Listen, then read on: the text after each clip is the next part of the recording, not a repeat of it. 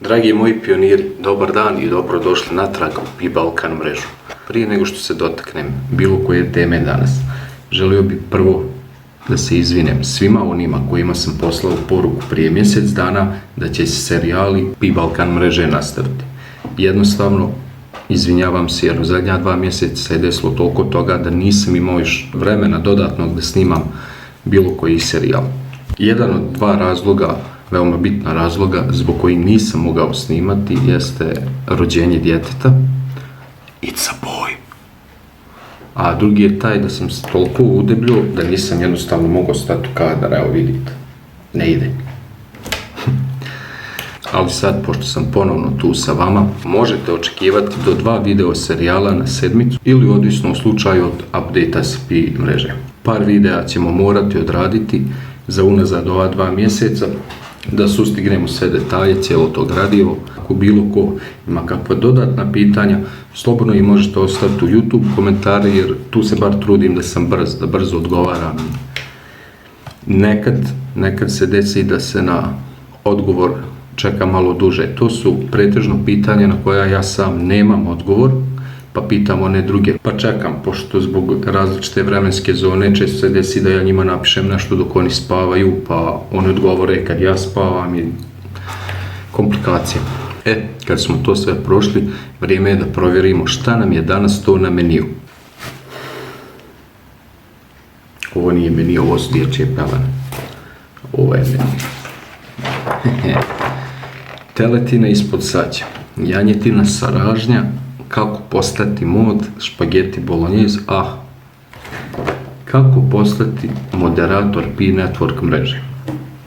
To ćemo uzeti za danas. Dragi moji, danas razgovaramo o moderatorima Pi mreže. Ko su oni? Šta je njihov cilj i kako postati jedan od moderatora Pi mreže? Da bi postali moderator, morate aktivno prisustvovati u bilo kojem od ponuđenih čatova, pomagati drugima sa odgovaranjem na uobičajena pitanja u vezi Pi mreže. Raditi to malo više konstantno, jer drugim riječima pružati podršku i ohrabrivati druge, čak i kad izgube nadu, kao što je u par navrata bio slučaj sa Node instalacijom. Takve osobe će biti predložene za sljedećeg moderatora. Biće predložene u slučaju da je potreban moderator za nešto takvo. Ko su sad osobe koje predlažu vas kao običnog pionira za sljedećeg moderatora? Osobe koje vas mogu predložiti za sljedećeg moderatora su ili trenutni moderatori na Pi mreži ili mega moderatori. U većini slučajeva moderatori se izabiraju ako koja jezikovna grupa ima manjak ili nijednog moderatora. Tad se predlažu jedne od osoba koje se aktivno zalažu za nešto tako kao sljedeći moderator. Mega moderatori su vam kao vođe svih moderatora u njihovoj moderatorskoj zajednici. Mega moderatori i moderatori nemaju nikakve beneficije.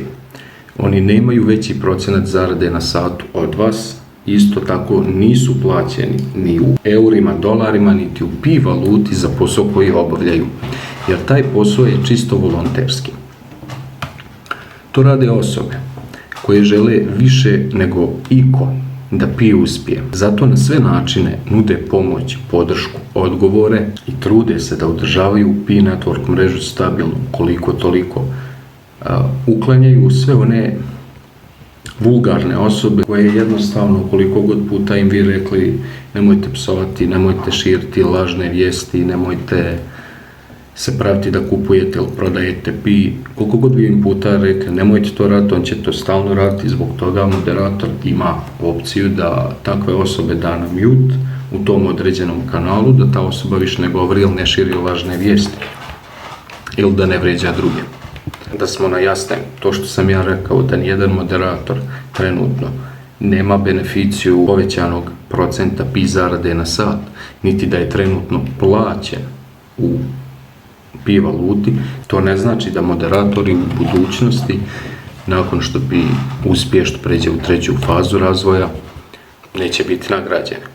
Za ovaj serijal to je sve što se tiče moderatora. Ovo je samo objašnjenje, ako neko od vas želi da postane moderator, onda neka se jednostavno malo više angažuje u bilo kojem od čatova u kojim se trenutno nalazite, bilo da je engleski, bosanski, srpski, hrvatski, slovenski, afrički, ne znam.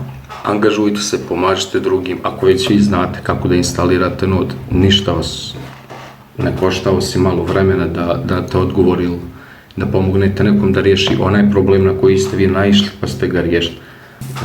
Na tom našem repertoaru meniju imamo P-Market, imamo P-Node, imamo još druge dodatne stvari koje ćemo mi morati proći u sljedećim video serijalima. Hvala vam i drago mi je da sam ponovno sa vama. Vidimo se drugi put.